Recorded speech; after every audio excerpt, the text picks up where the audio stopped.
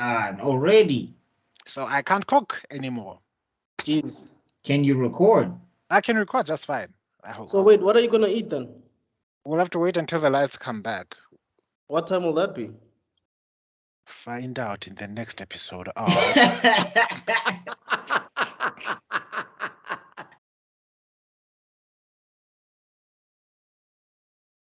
What is up, everybody? Welcome back to the Africa is Next podcast. I'm here with my co-hosts. I'm on somebody else's stream, so I don't know why I'm jumping in and introducing, but whatever. It's your turn. It's all good. It's all good, man. So yeah, everybody, if you're new to the channel, please do like, share, subscribe, comment. Trust me, you're not gonna regret it. Yes, these are South Africans, 3 South Africans talking about anime and manga. Yes, we do exist, and trust I me. see the Popeye. It's someone. Honestly, to maintain a sense of decency, I won't use my usual catchphrase on this podcast. I'll keep things strictly PG. Oh, okay. Is that what we're doing? So yeah, we got some decent views from the previous one that we did, the Namek Saga, and some nice comments. So thank you so much for everybody who did that. And yeah, today we want to talk about the next saga, which is the Android saga. But obviously, before we get into the details, we have to finish off. You know that last time we spoke about Goku being wished, and then us realizing that he was actually not dead and he was off to another planet, and he said he'll come back later on, right? And that was the birth of the dad. Okay, all I'm saying is okay, is that the technique that we got, and also the fact that, we have to compare. Like, the thing is with Goku, you have to compare who he came from. That's all I'm saying. Right. It's only fair. Right. If we look at what Saiyans are and what they used to be before these redcon nonsenses, if we look at what they used to be and you compare that to what Goku is, I'm just saying. That's true. Right. I agree with you. That's all I'm saying. Well, okay. I like your defense. I respect it. And let's also be fair. Goku didn't actually have many good human role models. Yeah. I mean, he killed the only one that he had when he turned into the Great Ape by accident. And then Master Roshi was being Master Roshi, and all I'm saying is, in comparison to the Saiyans who sent their children off to conquer planets when they are like 2 years old. Yes, that was a baby. Goku was a baby. But also, that's all I'm saying. Also, you could say that Goku and Krillin raised each other. Yeah, but what I'm saying is Krillin is human, at least. He's supposed to have human trait things going on. Goku is completely an alien, and he's from a warrior race that literally used to determine babies' value by their power level when they were born. Right. Like, Bardock was disappointed at Goku's power level when he was born. So all I'm saying is, in comparison to that, when people are talking about Goku being a bad father, you must remember where he comes from. That's all I'm saying. Yeah, no, look, he didn't have the best childhood. Well, it was an adventure for us, but when you look at it, like, look. If you compare it from any normal paternal standpoint, Goku is not the great of a father. If you compare him to the other Saiyans, he is the best father. I don't care what you guys have to say about Vegeta. Yeah. Vegeta got there, and because he's smarter than he Goku, took the long. He had to work through generational trauma. Yeah. But anyway, that's all I'm saying. It's just, justice for my nigga Goku. Anyway. So, I think it's a couple of months or like a year or so after those events. We then basically two things happened. Mm-hmm. We're not gonna talk about Or rather, one. we're not gonna talk about the Yeah. Saga because that was filler. I like the garlic saga. I love that. I love that Ah. saga. Isan. You guys want to do the garlic The saga? way he dismisses it.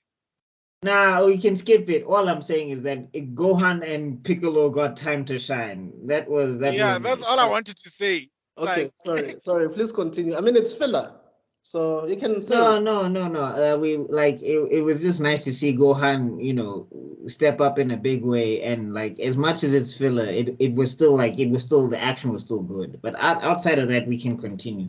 And Kami also got a good arc, I guess. I was so sad when Kanye I was found out trapped it in a was filler. bottle. Pardon? You were said that you found out it was filler. I was sad. I But thought it was it canon. was kind of hinted. But even in the original, it was kind of hinted that it's not really that much of a storyline thing because we have we have Garlic Jr., who was like a villain from the good old days that just came back out of nowhere. Yeah. We Hey, have I don't care. the Saiyans. Gohan got to do some dope stuff. That's all I wanted. I wanted it to be canon. That's all I wanted. Your hero Vegeta wasn't even there in that entire arc. He's not my hero. Yeah. I'm and looking also, at the person who says he's Krillin had a girlfriend that looked like Bulma. so okay. Yeah. That's All right, yeah, that's the Garlic Saga. Anyway. Let's move on to the Android Saga. All right, then. Now you're done. Let's move on. Yeah, I think you were saying something. You said two things happened. What's the other thing? Yeah, I was about to talk about Krillin's girlfriend. Oh! Okay. That's Okay. Yeah. Oh, so we're not PG anymore. Clearly, we're not. Okay. That woman of loose moral standing. It's too late. You can't take it back now. I don't know. You do your editing stuff.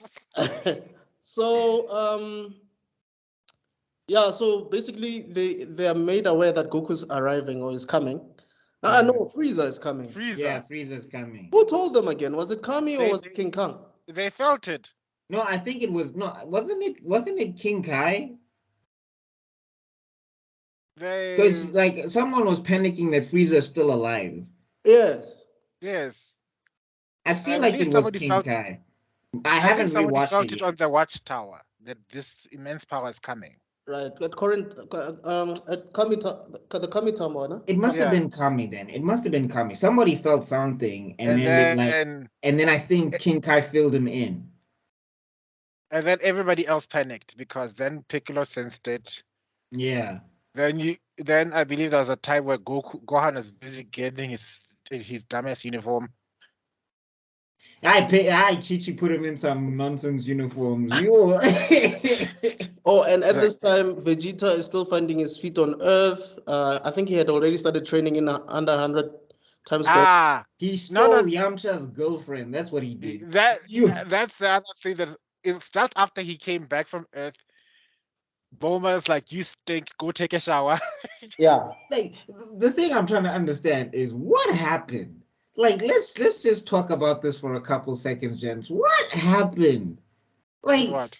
No, Yamcha came back. Bulma was making such a big deal about bringing him back on planet Namek, yada yada yada. Oh my Yamcha. Vegeta lands, and she forgets about this man entirely. I think it's just like that's a special like if you ever wanted to break my heart as my girlfriend, don't go out with the guy that killed me. Like technically he didn't kill him. No, he did. The Cybermen were from Vegeta. His thing. It's like I'm trying to lessen the blow. It's Yamcha got done dirty. You a trigger, but technically he didn't kill him because it's the gun's fault. No.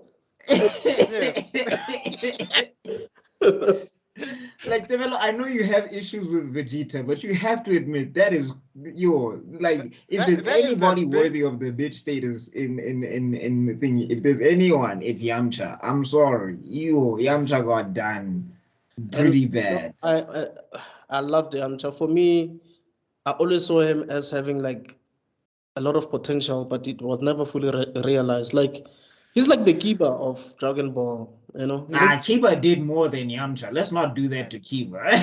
No. What I mean is, in a sense that he never really got to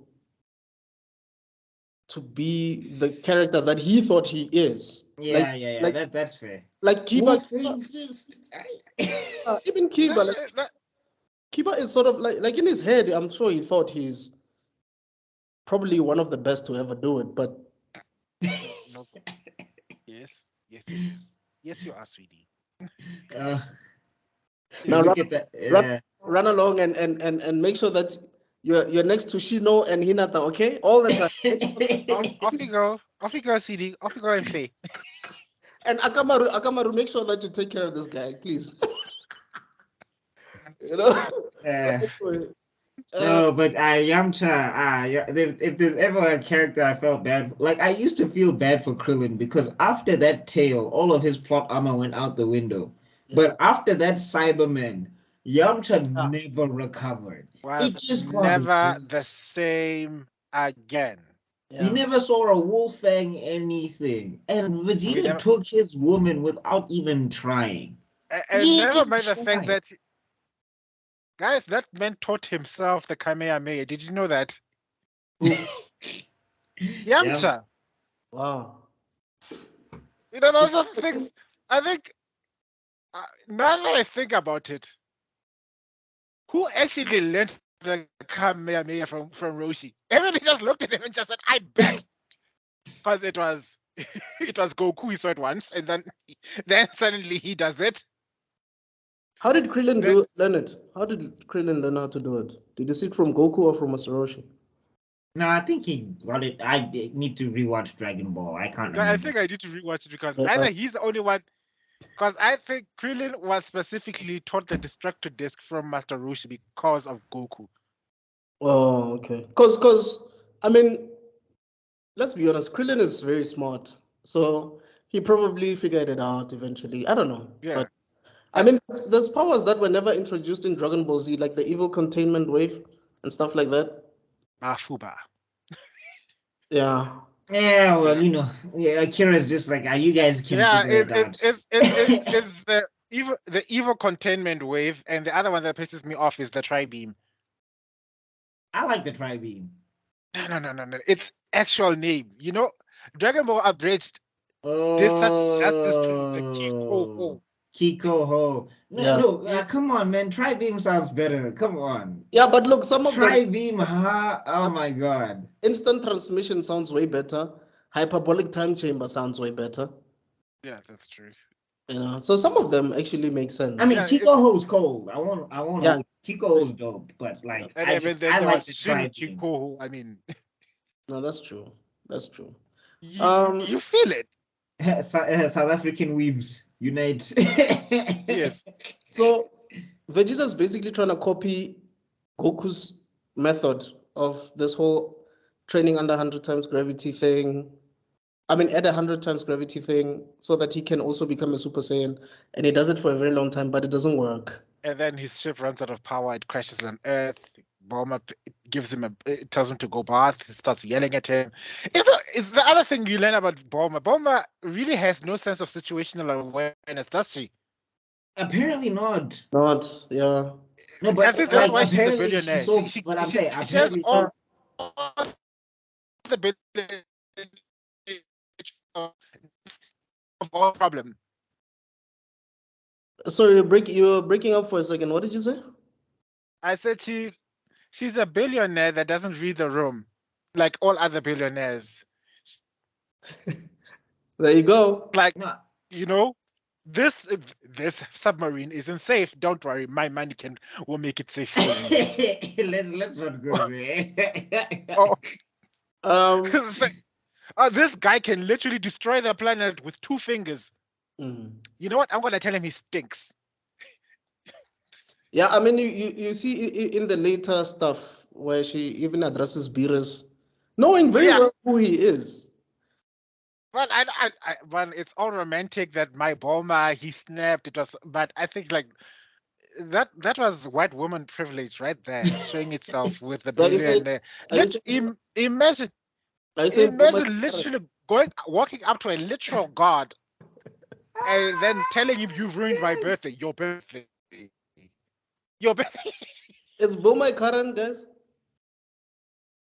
Nah, she's too cool. She's too No, no, cool. no, no, I no, no. I think what it is that she's that quintessential white person that doesn't understand danger. It's not that she'll Yeah, complain, but she's Yeah. those people that will go skydiving and then there'll be crocodiles in the ravine somewhere in the water, and she'll be like, "No, it'll be fine." But it's like you better hope this kite doesn't break and then you land in the water. Right. Like, the only difference between her and most other quote unquote billionaires is that she's actually very smart. Yeah, no, you have a thing. Yeah. You have a thing against billionaires, buddy. But No, no, no. but No, no, I have a thing against dumb billionaires, which is a very common trend. There are how many hundreds of billionaires and not a single Batman? We'll come back to that. yeah, whoa. fair enough. No, but okay, anyway, that's another story for another day. But moving on. So what's this? Have we gotten to where Frieza and thingy and King Cole land? Not yet. So Yeah, that's what basically, Oh. okay, to speed it up, Vegeta's Yes. giving a pink shirt. He's pissed off about it, but what can he do? that shirt, you. Everybody Look, goes like to that's how I knew that Bulma had him. Because I'm just saying that happened fast. yeah. That happened so fast. Yo, I was like, because as much as we can talk about how Bulma doesn't have situational awareness, whatever she has going on apparently was enough to tame a Saiyan immediately. You know? To the point where they should have just thrown her in the Saiyan saga. They should have just somehow brought her to the battlefield. Vegeta would have seen her one time. It would have been game over. He would have not want to destroy anything. He wouldn't want any immortality, nothing. But It was also, just- given that Vegeta didn't see Bulma as a threat, neither did he really see her as a weakling, because he didn't see her as a warrior, right? So even though they used to bicker and stuff, he didn't really see her as the way, like he didn't see them. He saw them things. That's what he saw. Yeah, he didn't see her the same way he was seeing the other guys, if that makes sense. The only thing he was like, woman. I was breaking up a little. Can you repeat? Oh, I was just saying that Vegeta was not seeing Bulma the way he was seeing the other guys. It's like, to him, Bulma was not a threat. She was not a warrior. She was nothing. She was hot. She was She just was a hot. woman. Yeah, she was just a woman who's part of the team. And so A bossy woman. a bossy woman. And he was like, woman, whatever, sharp, fine, I'll wear the skin thing, you know? And what we later find out that Saiyans are attracted to bossy women. So Exactly. No, gents, I'm telling you, Vegeta saw them things and was just like, yeah, you know what, Earth maybe is fine. Dying and, we might just save it. hey, man, might as well, you know? It's been a minute. I need to relieve some stress. And then we go. Okay, so let's go on. The spaceship lands. Quick question, King though, Cold is just there. for you, gents. Quick question, just Yeah. before we continue.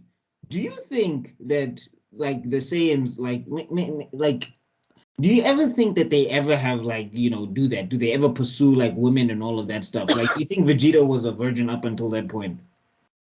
Hell no. I doubt it. I'm sure in some of these planets that he conquered, he was probably. I'm sure he spent the night. Frieza has an evil empire. I bet you to your last star, there are some planets that survived extermination because they offered themselves up as prostitutes. Yeah. Okay, then Bulma something special because straight up. Actually, she saved Earth and she saved it. She saved it. Like she kept it safe. You know, because one of the things that came to mind is that when Vegeta is on Earth, I was thinking there's literally one person that can stop him right now. No, there's none. And Nobody. And then enter Bulma, and they're like, Bulma, you're talking to the man who can wipe out your planet. Now I know she was playing the long game. Shout out to Bulma, the hero. Yeah. Okay. I will officially withdraw my statements. Bulma, you don't have situational awareness. You have a very, very long strategic mind, and you know how to use your assets to your advantage, which is actually canon. Do you know how many times you threw a coochie at people or trying to kill her? And we were shocked that she had an afro. Remember when she had an afro? Well, yeah, sort of like an afro. Yeah, I'm just saying that like that's a feet and a half. Like you. Yeah. All right. Yeah, so anyway, everybody, all the Z fighters go to the rendezvous point. Yamcha now starts having imposter syndrome. Like, I don't think I can do this because he died before, so he's thinking, hey, I don't want to die again. And now Frieza is like way stronger than every He's Saiyan. then a Cyberman. But he non-canonically took on the Ginyu Force, so he's considerably stronger. No, 100%. Yeah. No, but like that's the other thing. Like Akira Toriyama had it out for Yamcha because Yamcha, like in the Saiyan saga, he's like one of the first people to step up. He's like, we're gonna defend this planet. He's the first one to engage the Cybermen. Kante, what's happening? But you know, if you think about it, You know? Yamcha was also the first guy that Goku fought in Dragon Ball. Yeah. So it's like, it seems like Yamcha is always number one when it comes to. And I mean, that man literally made a sword with his bare fist on a boulder. Jeez. The things Yamcha did in Dragon Ball are not things to be laughed at. Imagine punching a boulder into form a sword. That's why some fans will tell you that when you put Yamcha against Western characters like Spider-Man, the Justice League or whatever, don't think the Cyberman thing might happen with some of the characters. He wiped Spider-Man. It would not even be a contest. Some of your favorite characters. Okay, I know so many Spider-Man fans who are gonna take offense to that, so I'm going to be tactful and say Spider-Man has a disadvantage. No, he's not a planet buster. Like Yamcha at this point should be planet buster level because he should be stronger than Vegeta was in the Saiyan saga. Yes. Okay, then it tracks. Then it tracks. Yeah. Roshi blew up the moon. How many characters? Ball. You know, can you explain to us how absurdly powerful characters in the Dragon Ball universe are? Yo, dude. Now it's not that they're gonna defeat everybody. Let's cut that noise. Yeah. But I'm just saying, don't think that it's just a walk in the park in J. I'm saying Roshi in Dragon Ball blew up a moon. Yeah. A whole one, not even just a half. Not Can even we talk about that as well? Pardon? He made a moon during a tournament. That's crazy. Yeah. The Piccolo casually blew up a moon before he even took on any of the Saiyans. Yeah. Which is crazy how that Earth is still surviving somehow. What happened to the tides? And I'm like, this happened twice. Like, did they wish the moon back again? What happened? Someone that said that world doesn't make sense. With the mayor, that's a cat and all of that. So let's not try and make sense of a world that's not designed. Not the mayor, the president. Anyway. The king. It's a president. He's a president. Oh, okay. I thought it was a king. No, he was a president. Which that doesn't make sense either. But anyway. Funny enough, he remembered Goku as a kid when he saw him as a Super Saiyan during the Cell games. Remember? Hey, he saw that. You're like, this one reminds me of that. Exactly. But anyway, if there's anyone who has a chance against him, it's this person. Like, okay. Everybody is petrified. Frieza lands, and we see him with his dad, and his dad is probably like what, 4 times bigger than him in stature. I don't know, guys. Correct me if I'm wrong, but it was heavily implied that King Cold was stronger than Frieza. Yes. Well, he's supposed to be because Frieza says that the only time he's ever felt pain before Super Saiyan business was from his father. So his father is supposed to be much stronger than he is. And it makes you wonder how many planets his father has actually conquered. Because clearly Frieza is only inheriting a small portion of whatever his dad. Well, I think it was a full-on handover. I think everything that Cold conquered, I think he just gave it to Frieza, which is interesting. Like, that's why I'm so upset that Cooler is not canon. Because I was like, that would have been an interesting dynamic. Because Cooler in the movie he was just mad that everything went to Frieza, and then like Frieza lost to this guy, and he was like, "It's a disgrace to our family name because this guy got given everything and he lost anyway." Look, if they made Vegeta's brother canon and they've made Broly canon, it's only a matter of time before they make Cooler canon. Is it though? I think so. Is it? He had a better character design than Frieza. Really? He had a better Because character. let's think about it. All the other characters, they became canon due to either fan outcry. Yes. Bardock being one. Or Mhm. yeah, fan outcry, or basically, yeah, no, that's about it. Because Yeah.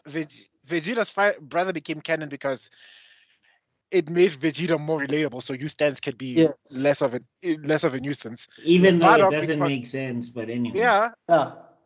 Bardock because, well, Bardock is Bardock. Broly because he too wiped out the popular. galaxy. He's too popular, bro, not to be canon. Even though I hate what they did with Broly. I don't like it. Thank you. I could hug you right now because, whoa, you know what? I love the people going on about the new Broly movie and stuff like that. I do not like that. So there are so many retcons done in that movie. It makes my hair fall out. Yeah. Oh my god. No, the fact that this man can jump, like I made a whole video about it on my channel on MeisterGeek Media. I have this section called Meisterman Rants where I just rant about stuff, and I had a whole section dedicated to Broly because I'm just like, you're telling me this man who didn't know what Super Saiyan is, didn't know what Super Saiyan is, didn't know what Super Saiyan God anything is. He fights the two strongest characters in the franchise, and he surpasses them in a matter of minutes. Minutes. Those are the least of my furious retcons. Without any martial arts training. No training. No, I'm saying, like, for me, the thing is Dragon Ball Z, Dragon Ball, up until now, it's always been training. Every arc, you must train. Every arc. Now we get to Super. No one is training. Broly doesn't even know what a Super Saiyan is, but he's matching Super Saiyan gods. And the other thing is, God Key. Like, God Key is a thing, right? You have to have God Key. Right. How is he matching God Key, but he's never met a god? I don't. Anyway. I could be wrong, but for me, the way I interpret Broly is like he's like the Hulk of. But come on. I get the analogy. I get the analogy. I don't agree with it. Okay. On these major, Broly represents raw potential. You know, there's a reason why it's called the legendary Super Saiyan in the movies. It's because he is supposed to be the embodiment of that raw, untamed killing machine that is not supposed to be controlled. It's just unleashed. So that was the character we grew in fame and love in the movie back then. The Hulk is just unfettered rage released. You understand what I'm trying to explain? I guess there's a thin line then, because this sound familiar to me. They sort of sound similar to me, but yeah, but like the other thing is being angry didn't just. Anyway, sorry, go ahead, Tebelo, sorry. And then I'll get to one really pissed me off about the new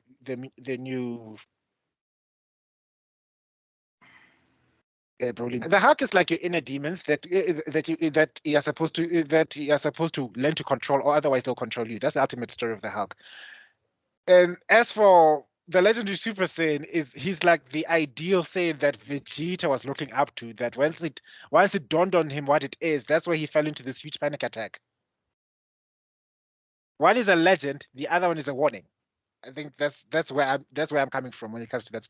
And the other thing is, Goku and Vegeta at this point, they have been in so many battles, they've had so many skills. Every Saiyan gets angry. You can't tell me that anger is the thing that gives Broly this huge advantage where he can just pull power. No, Gohan, at least they set it up, and it was never something where Gohan would defeat a villain. He'd never, until Cell, it never was a full-on KO. But we get to Broly, it takes them fusing together. They have to become Gogeta to beat one Saiyan. But you see, And now this goes to Vegeta's show better. you the major difference between everybody else who writes a Dragon Ball story versus Akira Toriyama's writing. Because what we're basically doing is we're comparing Akira's way of writing to the guys that made that movie. That's basically what we're doing, and it shows you the difference, I guess. Well, Akira, when he loved Dragon Ball, because now I think he's writing it out of spite sometimes. Yeah, yeah. I think now he's upset with his fan base or something because, like, He said it. Because you know what? When I said I'm going to be called a hater, so you guys said it, and I'm glad. I didn't say it. He said it, but I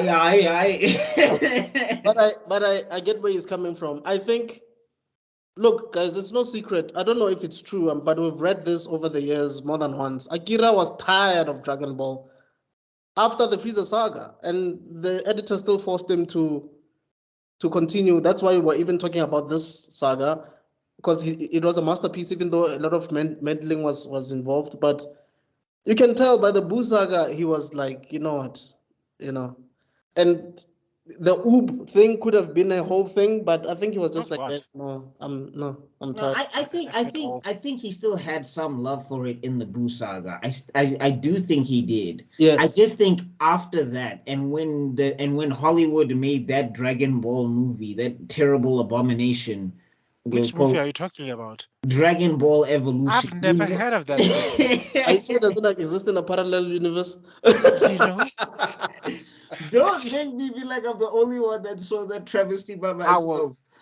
I will gaslight you until you think you're the crazy one. That movie does not. I will not acknowledge that movie. Okay, for the movie that shall not be named. Yes, this? thank you.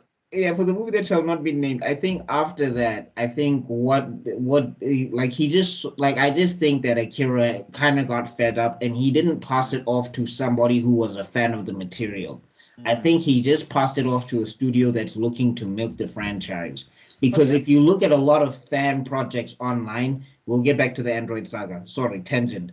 But when you look at a lot of the fan stuff online, the people that would have taken this story forward and had such amazing ideas for the story and didn't ruin the characters in the process, I think we would have had a potential to take like Dragon Ball Z and the franchise to newer heights and everything. Because Super is like it's not even just ruining Goku. Vegeta is soft. Vegeta is Popsa. Like he's not the same. It's not the same guy. It's not. On Tevelo's face. Really, Tevelo? I've never. Like I said, you said it. You said it. I so. Thank you. All I just need to do is consent. Anyway, in my opinion, it's two different characters there. But as for Broly, I just wanted to highlight the one thing that annoys me the most. The retcon that annoyed. Okay, I think that one of the major retcons that pissed me off the most was the whole power level thing, where in the original Broly movie, that baby was born with the power level of 10,000. It scared the living crap out of everyone. And then in this retcon, they reduced it to 710. Right. That was like, are you telling me that Gohan, when he was facing Raditz, was stronger than baby Broly? I refuse. Not for the level that he jumps. Like the way he's so powerful. The way he's so powerful in that Broly movie. What the Saiyans should have done is they should have just taken that baby and had him scream at Frieza, and Frieza would have disintegrated because he had to be Super Saiyan. He had to at least be like a Super Saiyan 3 as a child or as a baby when he was born. And the way they were going on about how Broly was his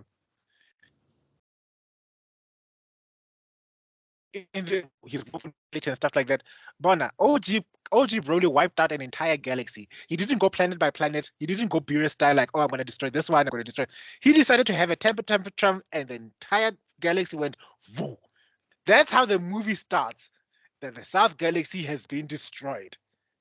Then you're going to tell me that this, who's now considerably weaker but has a bigger anger issue, character is supposedly the better version of Broly, and he's officially canon. And my legendary Super Saiyan is not canon because the only thing you guys argue about with this character is that his motivations suck. I mean, Kakarot, Kakarot, Kakarot. That's all you're complaining about. Everything else about Broly was perfect, apart from his motivations that he hated a screaming baby.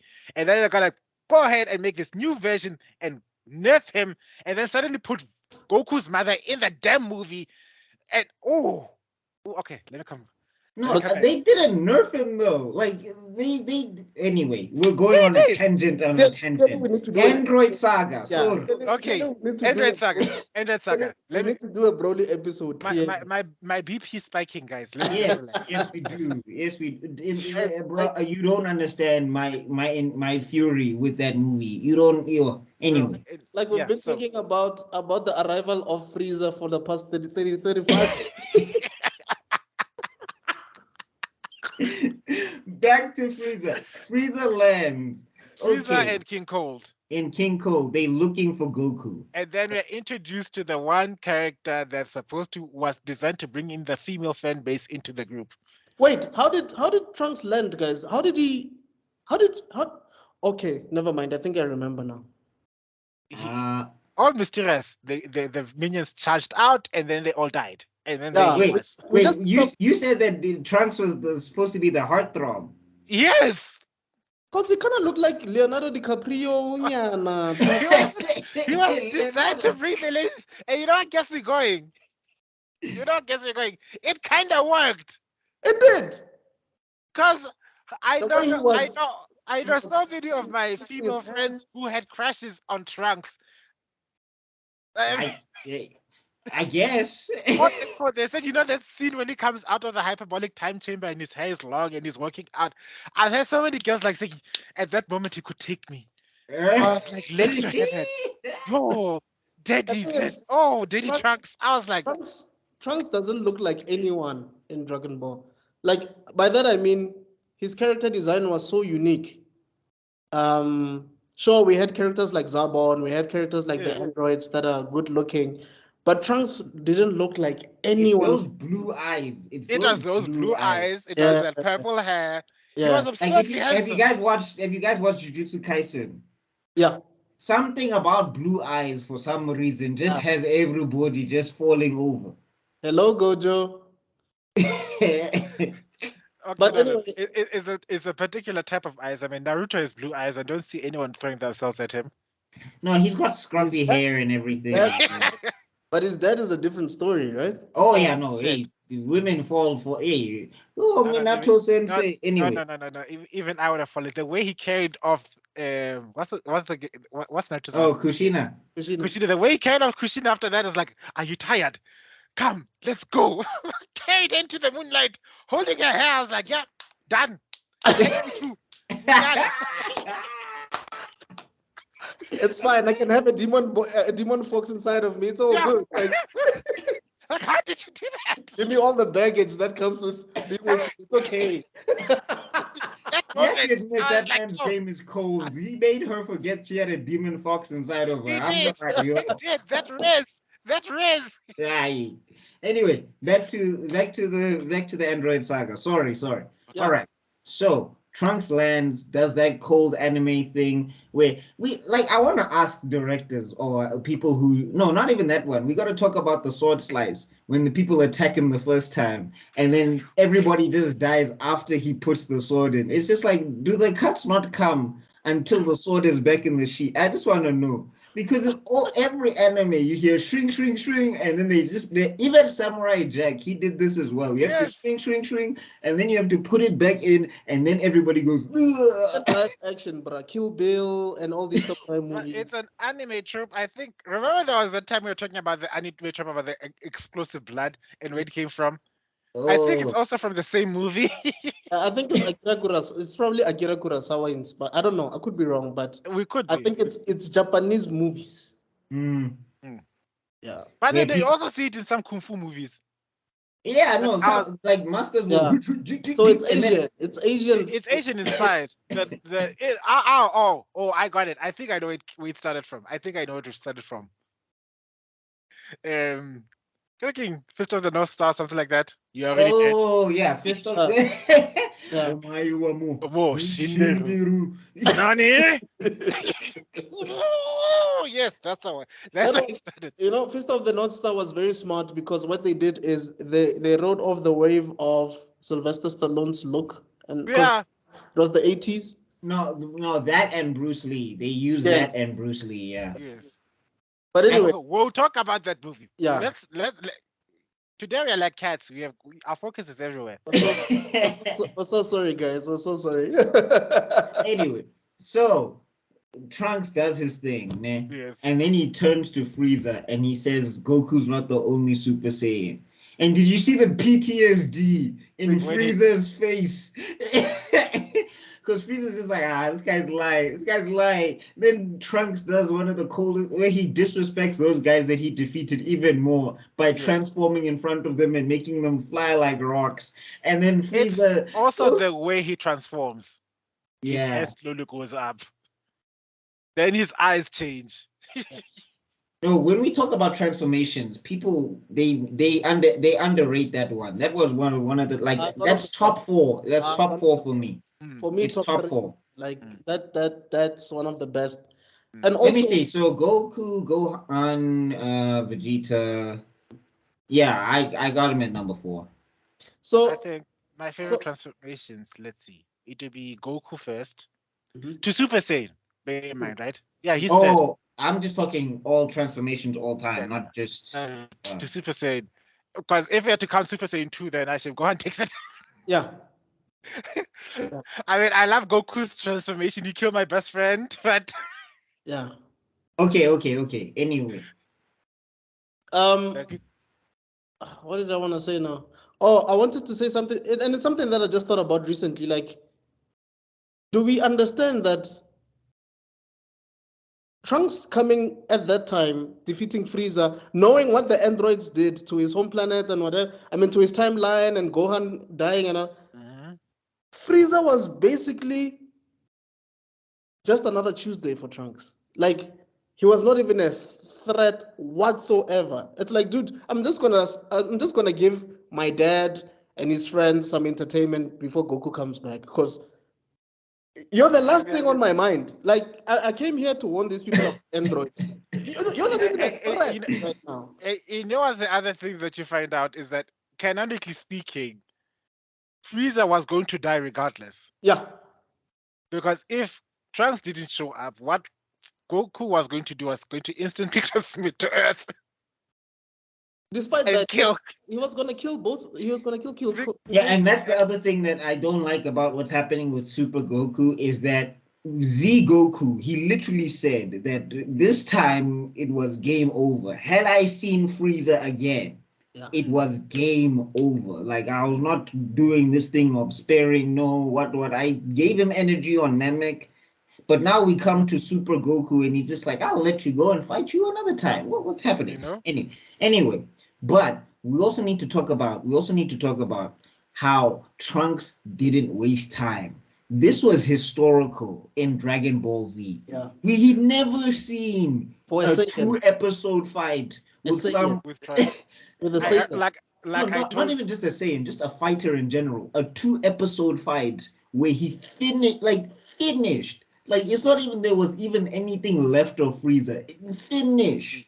Carbonized him. But speaking of that, can I add on to that? You know, I've always wanted to say, I always say to people that what makes Frieza my favorite villain in all of Dragon Ball is that guy was a threat and he couldn't regenerate.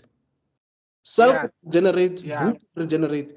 Frieza, the issue you had was killing him just once. That is very important. But how did he regenerate his tail? No, he transformed. Remember, he transformed. The tail and then the tail came back to okay. Anyway, and then he lost it again when he got hit by a spirit bomb, and it never grew back. Yeah. Jeez. Anyway. Yeah. How does a spirit bomb just cut off a man's tail? That's another question. Anyway, we'll come back. Yeah, okay. Focus, gents. Focus. Okay, okay. I'm back. Okay. So, all right. Like and then I've we have said to talk before about many King times, if Trunks can't kill you in a single episode, he will not kill you. Yes, yeah, Yeah. yeah. He's not doing it for glory. You can see that is Trunks was supposed to be the definition of a Super Saiyan. A ruthlessly efficient killing machine. There Right. is no glory, there is no savoring the battle, there's no watching the bad guy squirm. He's everything that Vegeta aspires to be, but his own ego gets in the way. Oh, by the way, we I would disagree with that, but sorry, go ahead, Khutso. But in terms of being a Super Saiyan killing machine, Mm. instead of saying there and savoring, oh squirm, The oh laptop, I'm coming. scream All for right. your life. No, what I would say to that is that what's this for Vegeta? The whole thing is about how Saiyans need to be the most feared, proud warrior race in the universe. That's his whole thing. Like when he kills you, he wants that legend to proliferate and spread across the universe or whatever. It's the only reason why he fights for Earth in the first place is because all these strong guys are landing, and he's like, this is a chance for me to make the Saiyan name what it was supposed to be. Because remember, it wasn't that when Frieza landed. Because when Frieza landed, he took that legend with him. Like the Saiyans were no longer the most feared race in the universe. That wasn't what they were anymore. It was Frieza now. So Vegeta wants to build up that legend again. Okay. Trunks doesn't have any romanticism about his heritage. Yeah. He doesn't have any romanticism about. He's like, if somebody's strong here, they can kill everybody I love. So I need to make sure that I kill them first. That's his whole MO. Okay. So basically, Trunks is a good version of Vegeta. Yes, he's like, if 100%. Trunks was the hero, the world would be safe. Like 100%. there'd be no enemies in Dragon Ball Z that would have any issue. The world would be safe because he would kill them immediately. Is the one thing I think it's the one thing that I actually like about Super, the way he took care of Babidi Yeah. in the future. Oh, if there was no time for wait, I wanted to fight food. No, I was like, wait, King Kai was like, Trunks, my planet. oh something. Imagine Boo's gonna be released this Babidi, and it's like, okay, cool, I bet. done. So we got to talk about King Cold now. Yes, I just wanted to add on quickly that at this point, Akira Toriyama was heavily influenced by. Huh? Glitching again. I think Oh. the Illuminati are catching up to me. I just wanted to say, sorry guys, I just wanted to say that at this Can you guys point, hear me? Yes. yeah, Okay, at this because I point, thought so we mentioned in the Saiyan Saga that Akira Toriyama was inspired by Journey to the West, right? Yeah. By this time, he was watching a lot of movies and he was inspired by Terminator. When you look at Trunks, the design of Trunks, it's heavily inspired by John Connor in Terminator 2. And obviously, Android 16, that's Arnold. That's not even, you can see that it's Arnold Schwarzenegger. And that whole time travel thing, it's inspired by Terminator. But he made it interesting. He made it very interesting. So that's just by the way. And he did better And than it's one the of those- Terminators after Terminator 2. Yes. facts. And it's also he also made it into a way where the time travel wasn't a solution. Oh yeah. Sometimes I'm looking at you, Avengers. Sometimes just because you can go back in time doesn't mean it solves the problem. Yeah, that's why I said you should that's why I was talking about the Flash. But anyway, that's a story for another day. We're gonna talk about that Okay, cool. later. Like we need to have a separate one because you yeah. When I saw your message, I almost had an out of body experience. Okay, James, we're going on another tangent. So King Cold. You're back. King Cold. That was one of the most satisfying. That's the only time you get a hint of Trunks being like that Saiyan arrogance or whatever is when he was dealing with King Cold. I mean, you see it with Frieza because he let Frieza power that whole attack and throw it, and then he let Frieza even just believe he was dead for a second, and then he came out with one of the coldest. When a Saiyan does this, just know it's over. I've noticed. And then after that, he decided to finish Frieza sharp. But then we get to King Cold, and King Cold was like, "It's that sword." that sword is the reason why you're so powerful. Well, So Trunks doesn't even just like, here, hold it. Yeah. King Cole tries to attack. Trunks blocks it and Trunks just lets this man believe that he has an advantage of some sort just for a second. You know, that is such a Vegeta move. But then Trunks is like, okay, I'm done. no. I think the downside of Trunks' appearance, though, is that it gave rise to the trope of the next villains are more powerful than the last ones. Yeah. I think that's the downside, the only downside. Oh yeah. Because it just kept rolling from there. Right. No, he was there to power scale the androids because they just needed to show that Frieza was nothing compared to the androids. Yeah. Which is true. Yeah. And disturbing. Now imagine. Look, I still can't figure out how these androids are so strong, man. If they can defeat an alien that can destroy planets like that, and they're just you can't even detect their power. Never underestimate the power Dr. of Gero. vengeance. You know, I like the official, unofficial motivations behind Dr. Gero. Okay, we're gonna talk about Dr. Gero later. Let's focus. All right. But Dr. Gero features now. This is the Android Saga. It's where he appears. So okay, but we're not there yet. So that's what I meant. Yes. Okay, so thingy King Cold, Trunks bodies King Cold, dope fashion.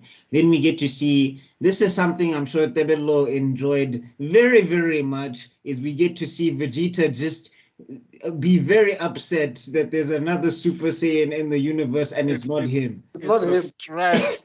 The stress that it must have given him. Oh wow! I think his widow's peak even went higher during this saga. Screw the fact that it's his only child, but still, like, how dare you exist? Yeah. So anyway, we all wait for Goku to arrive. Goku arrives, and the first thing he says is, "Why are you guys here? Like, what are you doing here?" I hate it. This is that one moment actually in the entire Dragon Ball series where I didn't like Goku. That moment. Why? I don't know. I just felt, look, Trunks. I was entranced with Trunks. Like Trunks had like caught my attention. He was cool. He was whatever. He killed. And then here comes this guy that I'm supposed to love again. And the first thing he says is, "Why are you guys here?" You know, why are you guys still alive? No, well, the thing I think he was asking is because remember, I think Goku also caught wind that Frieza was headed to Earth. Right. So I think what he was doing is he was rushing over to, I think he was originally going to go meet them at Kami House or whatever. Oh, yeah. And then this Frieza situation happened. So the first thing Goku thought is, let me go to where Frieza is. Oh, okay. So I think he's confused as to why everybody's trying to get there to Frieza, because he's just like, none of you have any power level, anything that can deal with Frieza. That makes sense then. That makes sense. And Bulma is there, and well, she's like, people are like, "Why? What are you doing here?" She's like, situational awareness. She was guarding Vegeta, guys. We've established that she's the savior. She was making sure that Vegeta doesn't do anything crazy. You want this? Yes. Don't blow up the planet. Don't blow up the planet. You ain't getting this if there's no planet. If there's no planet. So we need to look at this from Goku's eyes. Okay, Frieza is dead. And there was another power that seemed to be way stronger than Frieza's, but they're all gone. And who's this guy now? Who's this kid? And he says he's a Super Saiyan? No, he showed him. Yeah. So Trunks puts him to the test, which is one of my favorite scenes in the entire series. Goku just, I guess, applies his key on his finger, and talk about low-key flexing. It's like, yo, those same moves that killed Frieza. You know what Akira wanted to do, I think, there? He just wanted to say, guys, remember, this is the main character of the show. Yeah. I know you guys like Trunks. I know you like Trunks. I know you ladies want him. Yeah. But this guy. But he's the main character. He's just a pretty boy. Oh, because that scene was amazing, man. With a finger. The guy who just Ting, destroyed ting, ting, ting, Frieza ting. and his dad, who sliced Frieza up. You're stopping him with your finger? That was Yeah, amazing. and you know Vegeta was so mad. When Goku turned Super Saiyan and Trunks turned Super Saiyan, Yeah. existential crisis. He was having nightmares. But And then he Because- witnesses the guy who just killed Frieza, the guy he couldn't defeat, yes, being stopped by Goku's finger. It's like, can you imagine how it felt like knowing that even if you do make it, you'll forever be known as the third Super Saiyan? No, I think Vegeta, once he's Super Saiyan, he just gaslights himself and everyone else into thinking he's first. I don't think, I think he's so delusional at that point that he's just like, I'm not counting. I don't care. It's me now. But we'll get there.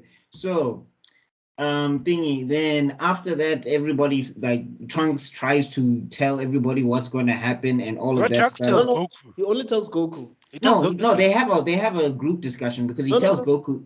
No, he tells Goku first, but then doesn't Bulma make the suggestion to go find Jiro or something like that that? happens like years That's later. Oh, And is then that later? Yeah. No, that was a secret conversation between Goku because Trunks was like, look, I'm going to be born in a few years. I'm Vegeta's baby. I'm Vegeta's son. Bulma's my mama. Don't tell them. And Goku laughs hysterics. It's like, those two. Don't worry. Yamcha will find someone else. I'm yet to find someone else. Who did Yamcha end up with? Trunks, tell me. No. Tell me right now. Okay, maybe I'm misremembering. So even Vegeta is like, this kid says something and Goku's on the floor. He takes everything seriously. Yes. Like, but Goku's like, don't worry, man. Your secret is safe with me. I won't tell anybody. Okay. Only to know that Piccolo had everything. His ear was like this. I know. Piccolo Piccolo is the Eavesdropping. OG snitch. I mean, the fact that he can hear everything on the planet, he was quiet the whole time, just listening. No, he's not a snitch. What happened is he knows everything, but he's just like, I'll hold on to that. He decides to keep business. He decides to keep it a secret, but the way he tells the group. No, Five I mean, years he was being spicy because he's just like, yeah, no, I need to stick it to Vegeta for Namek. No, the way he tells everyone 5 years from now in a city 5 miles something miles west of West City. That's what I'm talking about, because he leaves out the other part. He leaves out the Trunks being born part, but he tells everybody about the androids part because Get the Trunks also tells Goku that, dude, you're gonna die of a heart virus. Yes. So here's an a cure. Yeah, please use it. And now can you talk about that? Okay. Can you talk about how Trunks gave you the cure, aka also the vaccine? Mhm. Take the damn medicine. Yeah. but it's Goku, he's just like, I'm good. Do I really need it? And then he finds out he needs it big time. You see, that's the only thing I'd forgive about Trunks is Trunks didn't know enough about Chi-Chi. Because if I was Trunks, I would have gone to Chi-Chi. I would never have trusted. Yeah, Goku Chi-Chi with would his have own help. force-fed that thing. Straight to Chi-Chi. Straight to Chi-Chi. Straight. Oh, Gohan. I'd have given it to Gohan. Gohan was there. Like, Gohan, listen. No, it has to be Chi-Chi. Like, Gohan has too much respect for Goku. Yeah. It has to be Gohan. I mean, it has to be Chi-Chi, where she will put it in his mouth for him. Or Bulma. Because Bulma would have made sure to have enough stock. Yeah. It would have. Or made the medicine from scratch. Yeah. But anyway, please continue, Buck. You were still explaining that Piccolo. Yeah, I'm saying that I think Piccolo tells everybody so that they he can does. start training. Right. And then that's when I think somebody makes the suggestion to go find Jiro. And then Goku's like, no, I want to take them on and see what I can do. It sounds exciting. And Which was a good idea. Finding Jiro before time and destroying. There's no show. There's no Dragon Ball. It's like going back in time and killing baby Thanos. Which Rhodey suggested. And then Banner is like, no, we're not going to do that. No. It's not going to work. And Rhodey was like, dude, let's just... Come on. No, You want to talk about a plot hole in Avengers Endgame? Why don't they just go back to the moment when Thor put the giant axe in Thingy's chest, and then just make sure that they kill him there, like, or just make sure that they take his arm off so he can't snap. Yeah, It's because fine. that would be if you went back to that moment, just as he was about to chop off his arm, because then it would be future Thor's like, oh wait, there's a better choice instead of the head. Coop! You guys are going way too far. Okay, anyway. Thor should have been given. They should have taken Thor to a point where Quill was like, "Where's Gamora?" or something. Kick Quill's butt. Chop Thanos' head off while Mantis has her hands on his head. That's it. But of course, it's one of the 14 million variants that. No, they had like I could think of like 5 ways they could have. Anyway, Please, even that's another channel, franchise. That's another franchise. Even that other channel, I forgot the name of the channel now. Are you talking about how it should have ended? How it should have ended. They had like five different endings. And each of them makes more sense than the last. They don't call him Doctor Strange for nothing. He was a lying piece of work, that guy. Anyway. He's an idiot. But no comment. Back to Dragon Ball Z. So now what's this? People are trying to prep for these androids or whatever. Everybody's training. We get to see a really cool training sequence between Gohan and Piccolo and Goku, which was really cool because like the thing that the other thing that people like Gohan fans, and this is my fellow Gohan fans, that they don't seem to understand about this character. Gohan is very much aware of what the situations are. It's not that he loves fighting. It's not. It's just that he knows that if he doesn't, the end result means there's no planet, there's no family, there's nothing. So when people go, Gohan's not a fighter, yeah, but he's not an idiot either. So he's training because he knows he needs to be strong enough to deal with whatever's happening. Whatever's coming. And the only thing that grinds my gear is that Gohan and Goku should have really been focusing on the Super Saiyan training from the get-go. Yeah, but I think at the time they really didn't know what they were getting themselves into. Yeah, I don't think anybody knew, because also I don't like Goku didn't know about what this, like how bad this hard thing was gonna be, because it's Goku. He was probably underestimated. He's like, whatever. And they didn't know about Cell at the time. Remember? Yeah, that being said, I mean, you've heard that there's 2 warriors are coming, that they're going to be tough even for Super Saiyans. You found out that a half-breed can become a Super Saiyan. Right. And you decide, no, let's just train Gohan up, but let's not really focus on him becoming a Super Saiyan. I mean, it says that the only 2 people there that actually knew who Trunks was, it was Piccolo and it was Goku. Right. So they know this half-breed can become Super Saiyan. And now you're going to tell me it's only after things, when the popo hits the fan, do then decide, no, what, Gohan, it's time for you to be Super Saiyan. I think that's one of the one of those things that grinds my gears. That was like, I would have started right then. They're like, bitch, it's Super Saiyan time.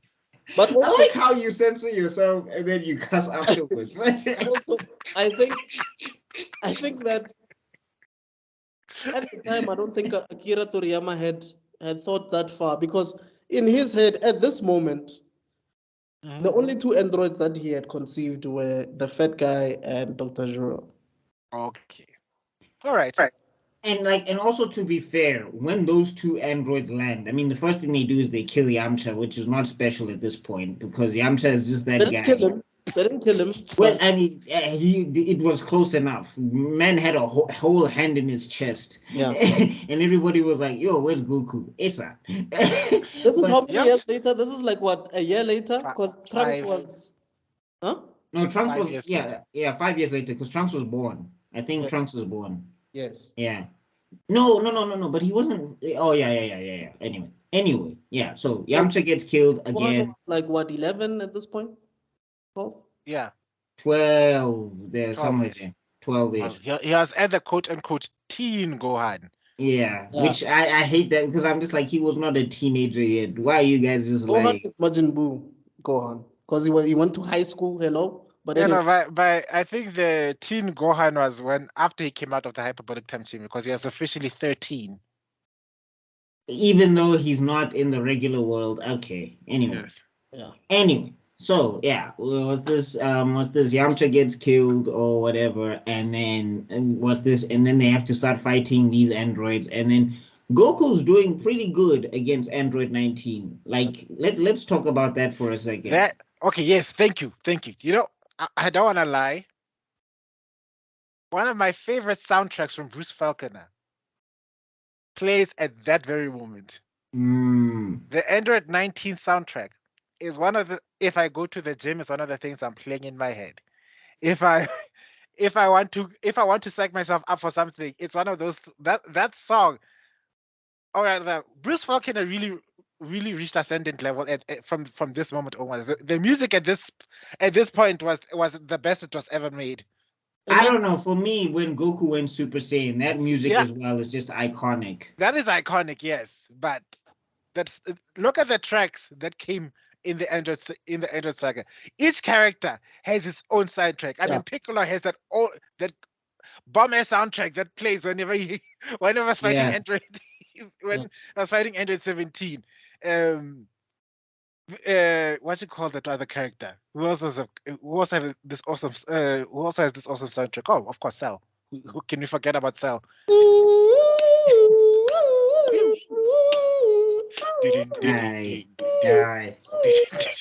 But even just like the regular stuff like that ding. Yeah, that's Gohan. I was waiting for that. Yes, that's Gohan. Also, I mean, no, that's not Gohan. That's just fight music. Gohan's one is ding ding ding ding ding ding ding. Anyway, there's the one way when we'll get to that part. Even Hercule had a song. Yes, he did. But at that moment, they were really paying Bruce Falconer his money. I was like, he was getting paid. He was making tracks for every single thing. Yeah. I feel like he had a collection that he has been like of songs that he's been doing for years. Like, at last, I think he felt it in his spirit that this is my moment. Yeah. I mean, but that night,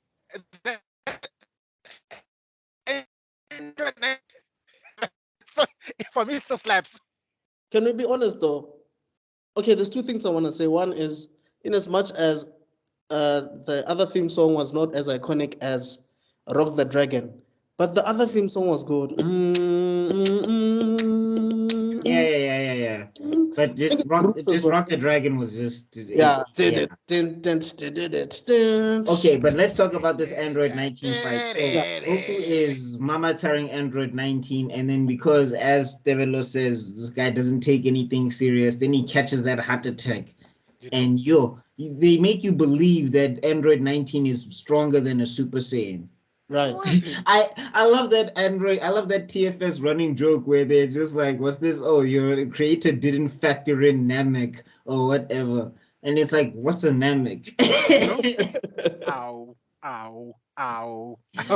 Also, this is the moment where you start seeing Vegeta no longer being a villain but an anti-hero, because he's probably the most important character after Goku at this point. Yes. Obviously, he helps Goku. I think he kicks him to Piccolo. Yeah. He was being spicy. He was being so salty. He was like, "Oh, you thought you were the first Super Saiyan, huh?" No. He thought, Kakarot, you fool. I forgot what he was saying to him. No, he's like, "Kakarot, you fool. Didn't you know transforming would exasperate your heart disease?" So, I also like the other thing that I also enjoyed about the androids is that the ability to absorb ki. Didn't they absorb Yamcha's ki? They did. Yes, they did. They sucked him dry and then the blasts hold it through him. But when Goku shot that Kamehameha, which ironically is the first in canon Kamehameha that he did at Super Saiyan. No, he does it against he does it against Frieza. He never says the words. Oh, but he does the stance. So he does the stance, but he never says the word. The moment he says Kamehameha, it was against Android 19, and the guy sucked it up. Am I the only one who feels like Android 19 was sort of like probably like the idea that probably Akira had about creating Boo? Because Android 19, if you make Android 19 pink and make his eyes closed and give him a bit of a, it's kind of like Boo. Yeah, I can see that. But the voice is a bit high. Okay, but now we gotta talk about Develo. I know you're gonna hate this section because I know your thing against Vegeta, but we gotta talk Oh, about no, this I'm section. not. I'm It is gonna enjoy moment. every last part of this section. Give it to me. We I gotta know what talk you're gonna about. talk about. We gotta talk about the That's legendary line. The legendary line. Can an android like yourself feel You fear? fear. You. Wait, Wow. when that- Even Vegeta haters, you guys. You Oh, guys they- have to admit. Vegeta to Super Saiyan. Sorry, what did you just say? I was saying that soundtrack when Vegeta was transformed to Super Saiyan with the piano. Yeah. That moment, and you see the hair. It's back. Well, that was See? I Ding, know. ding, ding, that was a ding. great moment, man. Let's be honest. Even though his hair didn't change much, because he's the only character whose hair is It's ever ready. Maybe that's why he believed he was always a Super Saiyan, because he was Yeah. like, it's up already. Like, Up it's already. already here. I always thought that his hair represents a crown in a way, even though it's longer than a crown. But anyway. Yeah, so he transforms, and I guess he didn't get the applause that he wanted, but his friends are sort of relieved that he's the only one that can actually do a lot of damage. Well, Were they? No, I think at that point everybody was like, "Is he on our side?" Because Yeah, maybe that's why they were more concerned about. Okay, so if he kills them, and now Goku is in ICU. yeah. Wasn't Krillin on show off tape though? Like he's showing off, whatever. What? Krillin. No, yeah, I mean, yes, because Vegeta was feeling himself. Yeah. Like that whole fight, he was just feeling himself so badly. Yeah. And that fight was so one-sided. It wasn't funny. Oh God. And you see, I think that's the thing about when I was a kid, I was always seeing things from the Z Fighters perspective. Even though I was happy that these villains are being destroyed, I was still thinking that okay, these people are right. What if Vegeta turns Yeah, because he gonna destroy the planet. So instead of us being happy that these guys are being defeated, we are now being worried that Vegeta might. We're like watching him, and then it's just after he blows up 19 and he asks for a senzu bean because he bluffed the old man. Right. Krillin decides, you know what? I want to give you the small one. That's it. No, we also got to talk quickly, just honorable mention, when Vegeta kicked Android 19 so hard you saw his foot. I was like, you. It's like somebody was, I was like, I remember comment sections like, I've never seen somebody get so kick so hard in an anime that the foot comes out on the other side. That's messed up, bro. And then we get we start getting the Vegeta made up attacks because he's always inventing attacks. That guy, he works too hard. Flash. Wait, where's the first Flash? No, the final Flash. Where's the first Flash? He skipped all of it. Yes. But we get to see the Big Bang, which is one of my favorite Vegeta attacks, is the Big Bang attack. I miss that attack. Yeah. Right. Big Bang attack. It's the most dumbest name. It literally says what it does. And it's weird, out of all the special moves that we know from the Z Fighters, your Tri-Beam, your Kamehameha, your Destructo Disc, your Garlic Gun, Special Beam Cannon. The most famous one from Vegeta is Garlic Gun. Like the other ones we mentioned, but it doesn't stand out like Kamehameha or Tri-Beam or... I think Final Flash is more... I think Final Flash is the most famous one. Yeah, Final Flash is more famous than Garlic Gun, really? Than Garlic Gun, yeah, because he doesn't really use Garlic Gun anymore. Garlic Gun is officially used by Frieza, by Vegeta once in the entire Dragon Ball Z history. Saiyan Saga, right? No, yes. Even though it's inferred that he used it in the Namek arc, because that's when you see that purple beam being shot to Frieza, then Frieza kicks it away. We kind of guess that it is a Garlic Gun, but he never calls it that. Yeah, that's true. Even in the Buu, he uses it. I think he uses it when he's inside Buu's stomach, because there's a part where Goku's doing the Kamehameha, he's doing it, and then they're against each other like that, and it's like, but he doesn't call it the Garlic Gun though. Yeah. But it's suggested that that's what he was using. Okay, so let's talk about how, quick honorable mention, just because this fight was not that important to me. I don't know about you gents, but Jiro versus Piccolo, it was fun to see. It was very fun to see Piccolo doing something, and also technically they were saying he was like as strong as a Super Saiyan, kind of, sort of, maybe. Yeah. Oh no, Vegeta would never let that slide. He was like, you are just amused. You're just there, stronger than the humans, but you're not at my level. You could see Vegeta was feeling himself, but still you could see that of the Yeah, go ahead. That Vegeta was willing to give Piccolo the time of day, but it didn't give any credence to say that he's as strong as him. You can do whatever you want, Namekian, but you're not as strong as me, type of thing. Yeah. I also love that line when Jiro was screaming, "Enough!" And then Vegeta's like, "Enough! It's only enough because you're losing." You know? Yeah. You were sent here to destroy us. I was like, Vegeta, bars. He makes one of the most memorable speeches. It's like, I used to be like you. I like that line, man. It's like you can see who he used to be. Yeah. As he's defeating this guy. Then wow, is this how pathetic I was? You know? Ugh. And then we have the only reason why Jiro survived was because of Bulma, once again, situational awareness. Oh.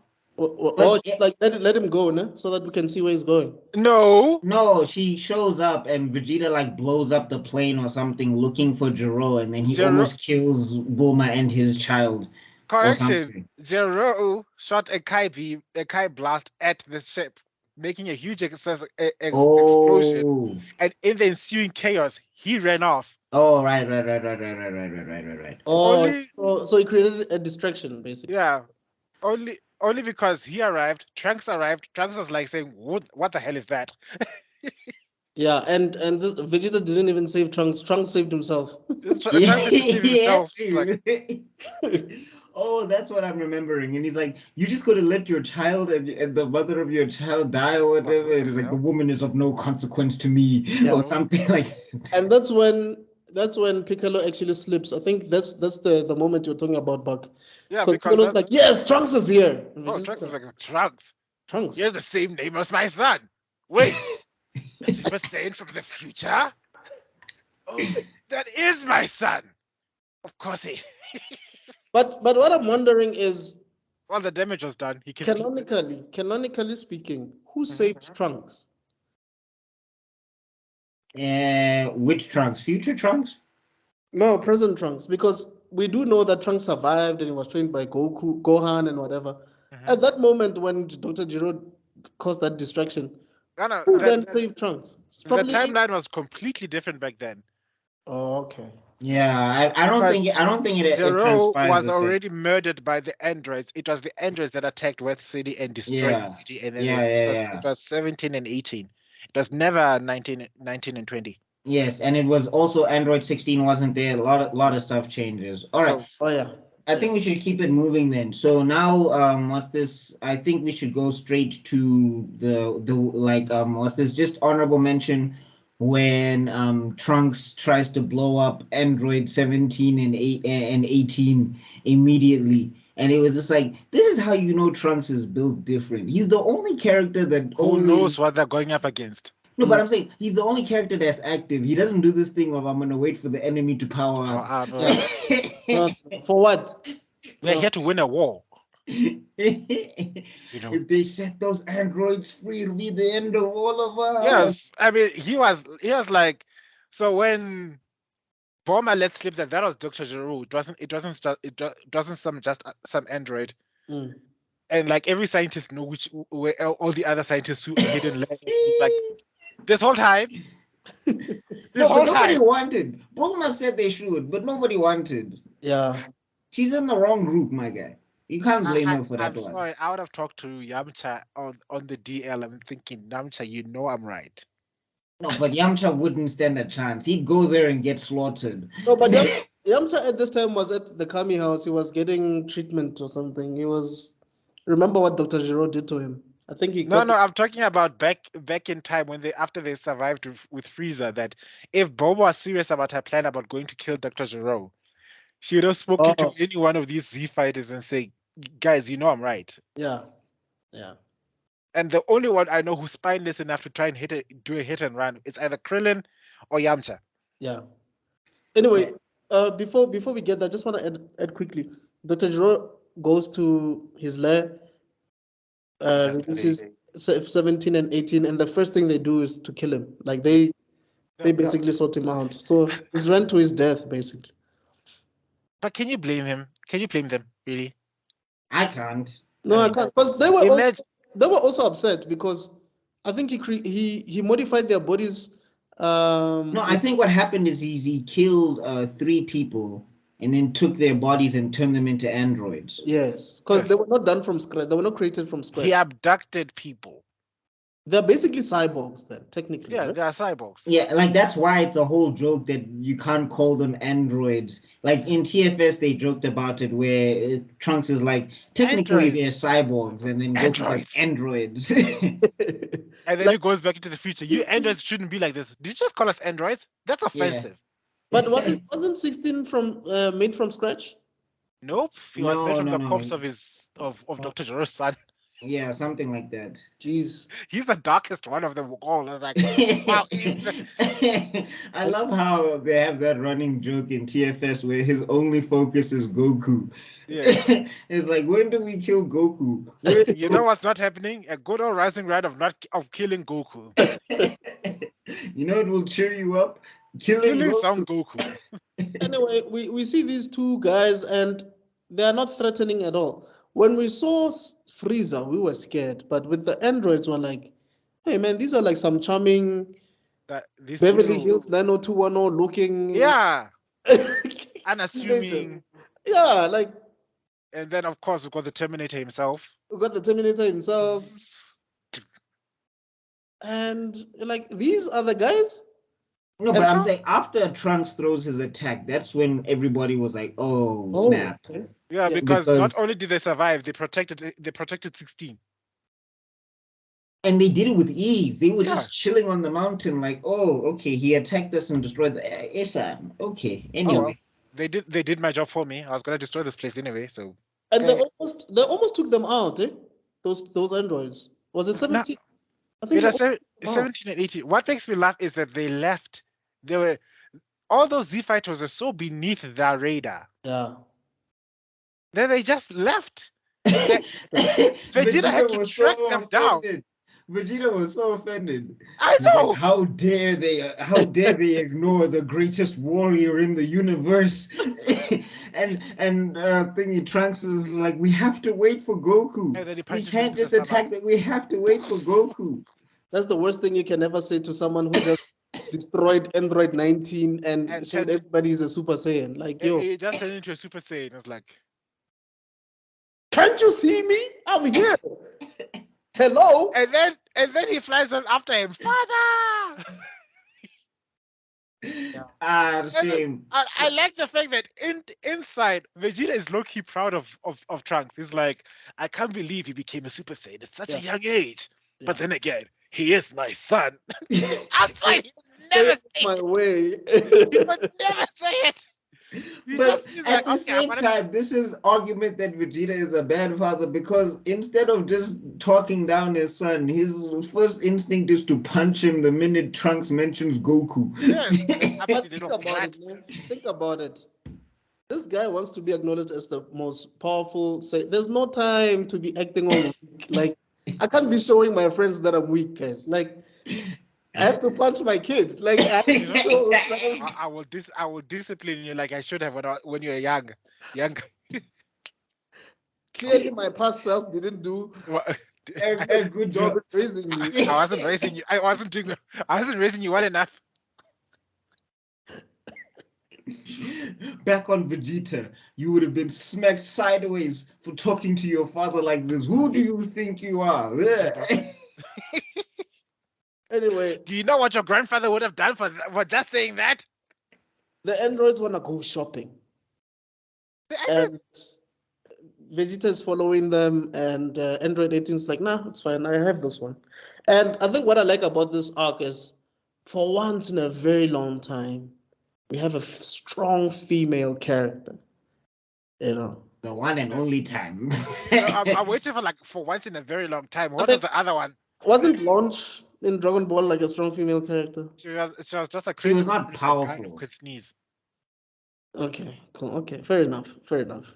Like as And much Chi-Chi? like Dragon Ball Z is as much as like I mean Chi-Chi was a fighter, yes, Yes, but like it was focused on it's a male dominated thing. It is Shonen. right. Shonen discuss. Yes. Right. If Yeah. it was shoujo, go watch Sailor Moon. Yeah. Oh, I guess that's the difference because I Yeah. mean, but like what's this? Quick side note, I just want to point out like the androids actually weren't a threat to anybody.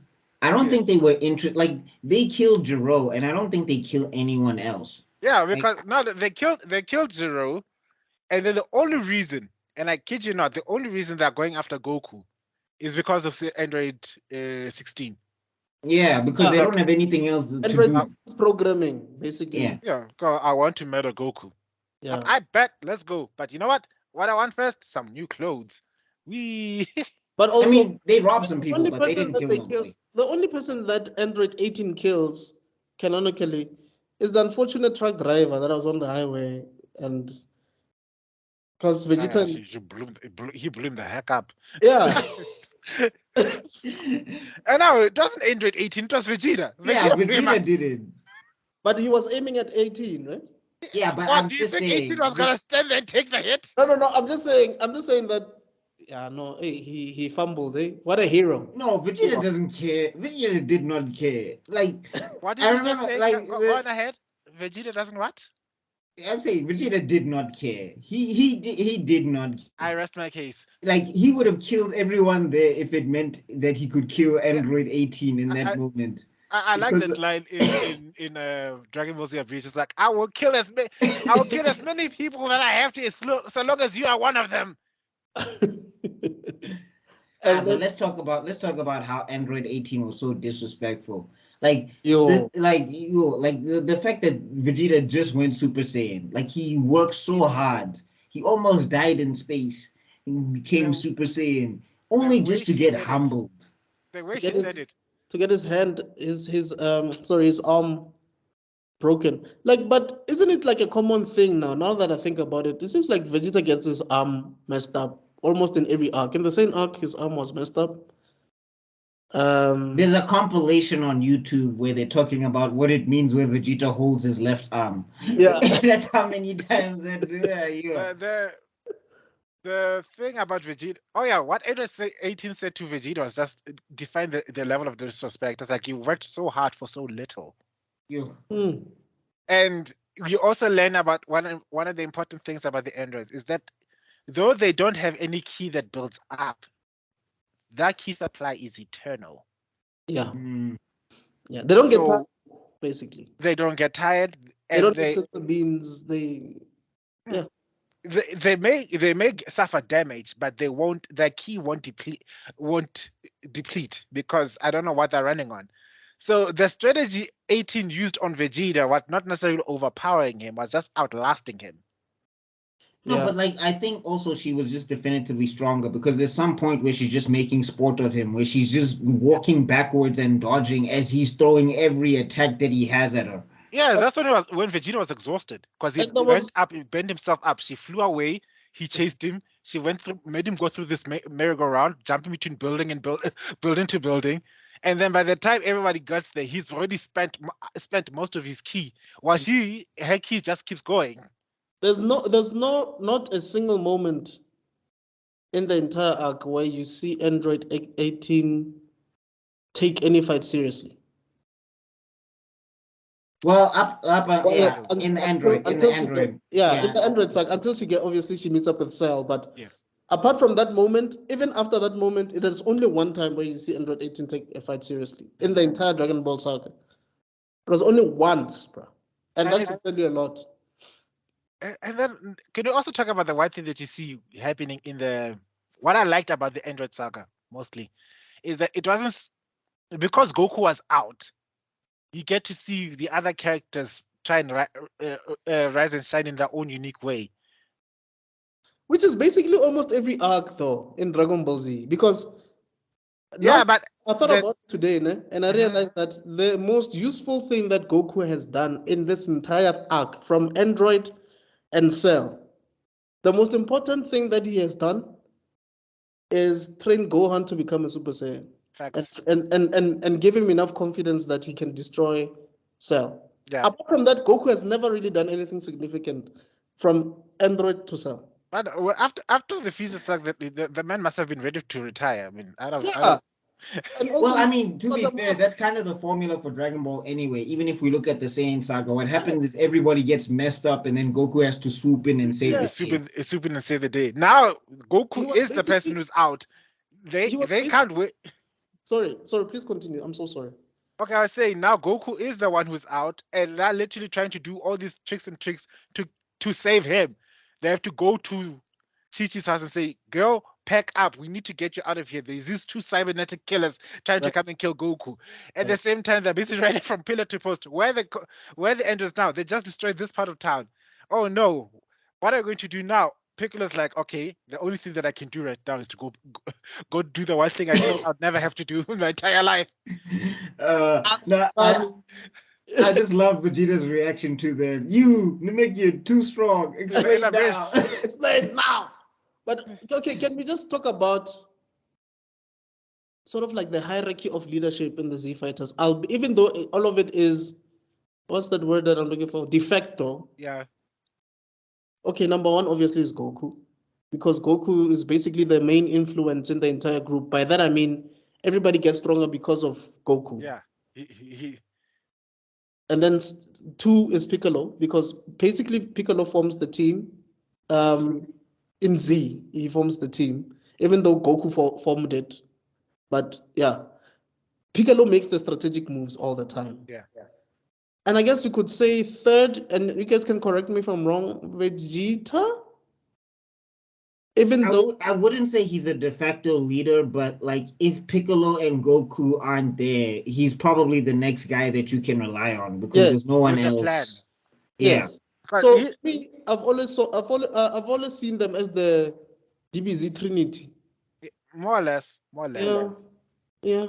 Because look, like you said, it was Piccolo, it was Vegeta's storyline in the Saiyan saga, and you could see that he's a tactician. He can think of any slimy, sneaky way of getting an advantage, and he will use those. The one thing that you see that happened is that he achieved Super Saiyan, and all the strategic thinking went flying out of the window. I think that's. No, I mean that's typical of a Saiyan, because he was like, "I'm a Super Saiyan now. I don't need these plans. I don't need to be thinking hard now." Yeah. Look at you. Yeah. And I think that was also Frieza's weakness. Because he knew how powerful he was, he didn't even think about his major weakness, which was to, see beyond. Like if there's a smoke, he can be able to see. I don't know if that makes sense. Because Goku he never trained enough to sense ki. Oh, to sense ki, yes. No, but like that's what the thing is. Like everything came so easy, he didn't need to. So I'm saying with Vegeta, he was like, I'm at the pinnacle now. I'm the strongest I'm the strongest character in the show at the moment. I don't need to be making strategic moves. I just need to blast through everything. That's it. Yeah. Because if we had the same mindset of sneaky Vegeta in Namek, plus the Super Saiyan powers, those 2 androids would have been dead.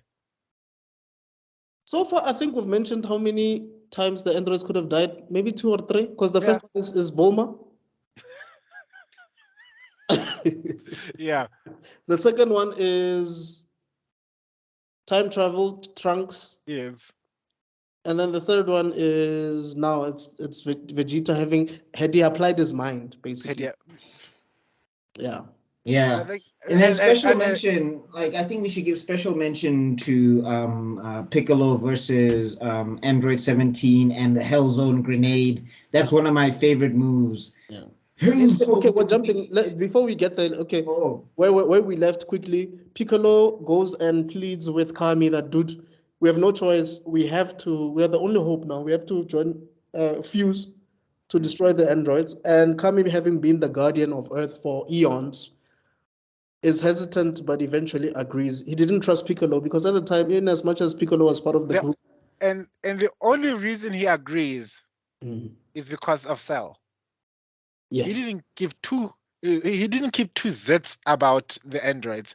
Right. Up until like there's this evil presence that has been hiding. He couldn't pinpoint it, but Right. it's been there for the last 6 years. Right. Then suddenly it appeared, and the entire city went raptured. Which Well, is I think also Kami was saying that like I need to be here for the Dragon Balls. If I'm not here, there's no Dragon Balls. Maybe they can defeat these androids, then they can go get the Dragon Balls. I think maybe that was what he was thinking. Yeah. That But that's something else that we need to talk about. You mentioned why didn't Goku just train Gohan to become a Super Saiyan? The other question is why didn't Kami warn everybody that guys, I'm sensing something and I've been sensing it for 6 years?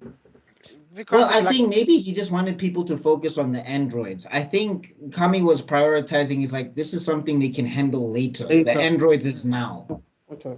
and also, like I said, it was elusive. It was like, you know, when sorry to bring up Star Wars again, but you know, in the beginning of A Phantom Menace, where Obi-Wan says, "I sense something, a presence, but it's elusive and hidden." And Qui-Gon was saying, "Focus on the now. Don't worry about the things that are beyond your vision right now." I think that's where Kanye I was. think Qui-Gon was a bad master.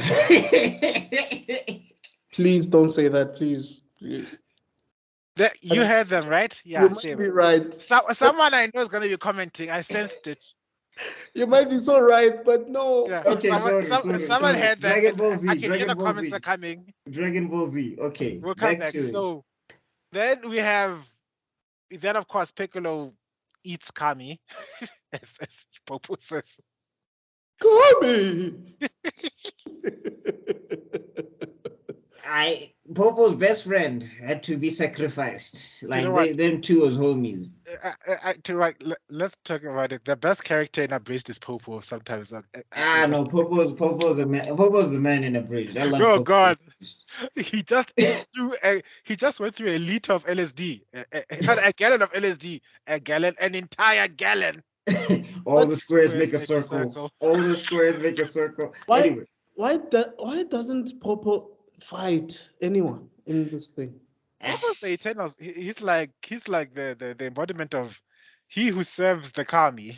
And also, like, there's so many Z fighters. If they're gonna skip to Popo, what happened to everybody else? You know? Yeah, that's true. All right, so are we coming up on the end of the on the Android saga? Oh yeah, something is about to happen in a couple of minutes, so let's hurry it up. Yeah. Hey, I'm just I'm peeping time. Yeah. So, but you're on the ball. You're on the ball because the next best thing that happens right now is Piccolo and Android. No, first follow is Piccolo and Cell. That fight between Piccolo and Cell is not. We really shouldn't ignore it because that's when a good one. That's when we start seeing these different characters. We see this ugly bug thing, Sucker Man, Dry. Absorber Man. I've got to really watch my words here. And then we see him using all these techniques, and you see all these different key energies that you're sensing. You don't sense Cell's unique energy. You're sensing the Z fighters. That feels like Goku now. That feels like Gohan. That feels like Vegeta. Yeah. So Cell's energy was a mix of all these warriors in one. He's basically the Connor Kent of the Dragon Ball universe. Yeah. No, I guess so. I would rather say he's like the Kevin 11 of sorts, where it's just like a mix mash of everybody. And also he does one of the most strategic things. This mouth. To this day. You don't like it? No, that mouth is scary. I wonder, is it the same voice actor who voiced all the different versions of Cell? Because they sound completely different from each other. I believe so, yes. I think so. I'd have to look it up. Type thing. Yeah, I'd have to look it up. I'm the monster of Nicky Town. Yeah. But like Cell also does one of the most strategic moves, which I'm just like, why does nobody use this? Solar flare, like, ew. Hey, that's why he bragged that I even know the spirit bomb. Why would you tell them that? Yeah, knowing he's not going to use it, but I'm just time I've seen Cell use the spirit bomb was in a game.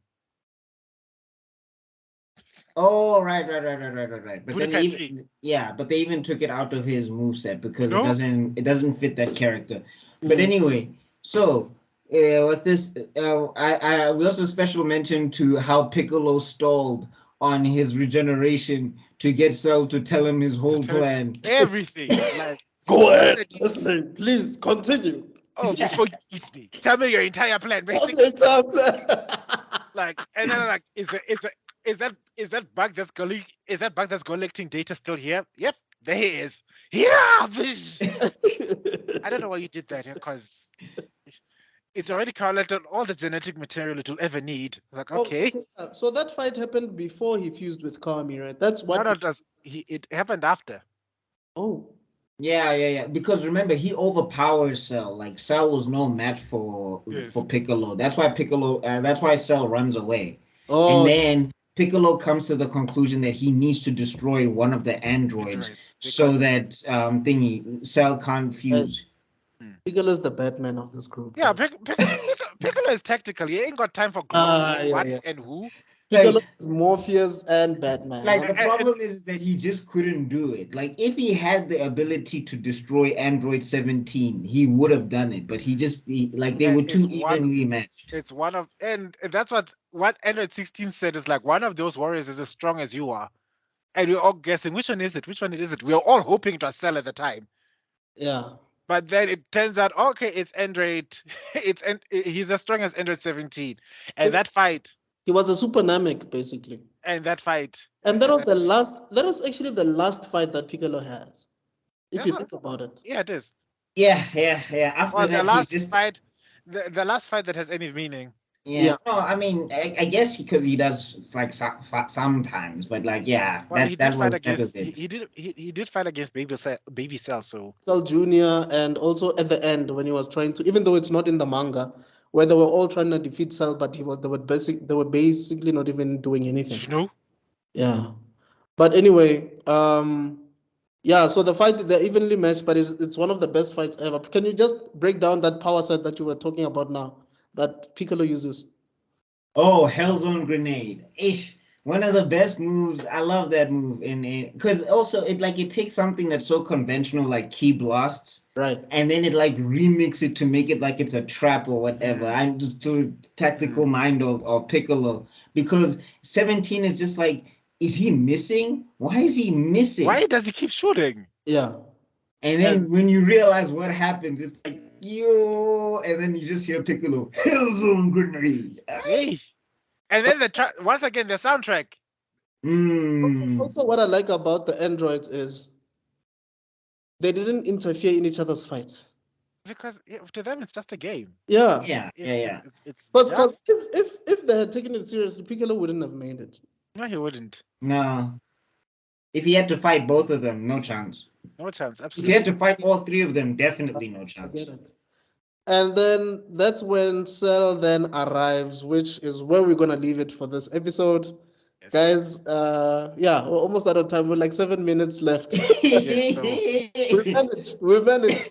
We're disciplined with our tangents. We made it. So many. There were so many tangents. It's your fault. You had to bring up Broly. Yeah. I didn't do anything. But anyway, guys, thank you so much for watching. This is the Africa is Next podcast with me and my two compadres, Buckmeister and Tevel Lokhala. Please let us know your thoughts on this whole saga. Who was the best character for you? Oh, before we stop, guys, we always have to mention this. Who was the best character? Who was the weakest character? Can we do that quickly? Quick. Best character for me has to go to it's between Trunks and Vegeta. Yeah. Yeah, it's between Trunks and Vegeta for me. I want to give it to Trunks just because he was more practical. Hey, Tevel, smile. Yeah, nah.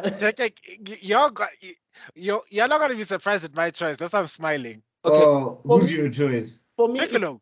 I was gonna say, for me, it's either Trunks, Vegeta, or Piccolo. One of the three. Piccolo. I don't know. Piccolo didn't have no cool moment where he was holding up giant explosions. You just said Hellzone Grenade. Yeah, but I don't know. That when Trunks was flexing on Frieza.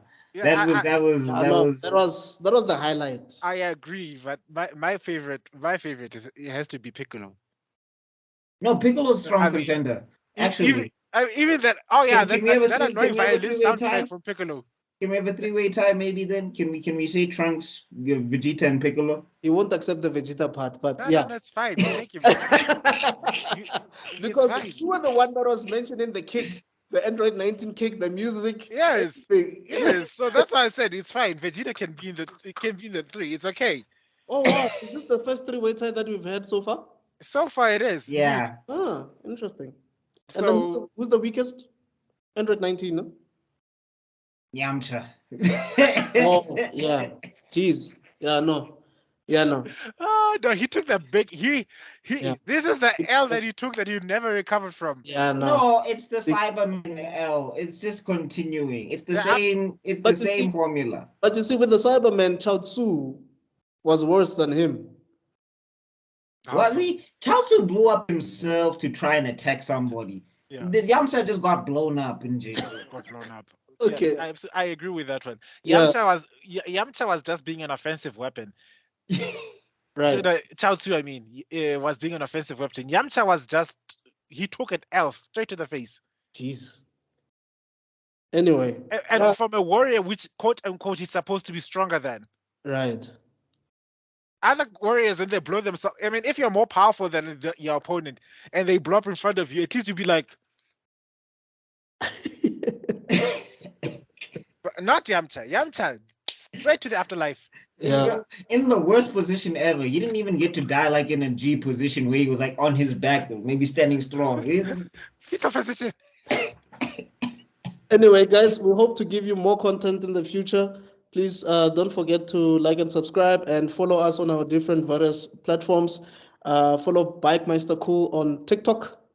He's working on some cool stories, one of them being the T'Challa / Black Panther storyline, and Tebello with his rants, and his podcast, which is Netgasm, which is on the media YouTube channel. We'll leave links in the description below. And yeah, you can check out my other stuff on this channel, other stuff that you might find interesting. But yeah, we have some interesting stuff from the Africa is Nice podcast. We're going to be doing some really cool stuff, talking about T'Challa. We're going to be talking about the Cell Saga, more interesting stuff in the future. And we need to finish Young Justice. And we need to, yeah. I'm catching up on that recap. I'm trying. Yeah, we need Okay, to. I'm all still right. doing my homework, but yes. Okay, guys. So from the three of us, see you next time, man. Cheers. Yes, peace.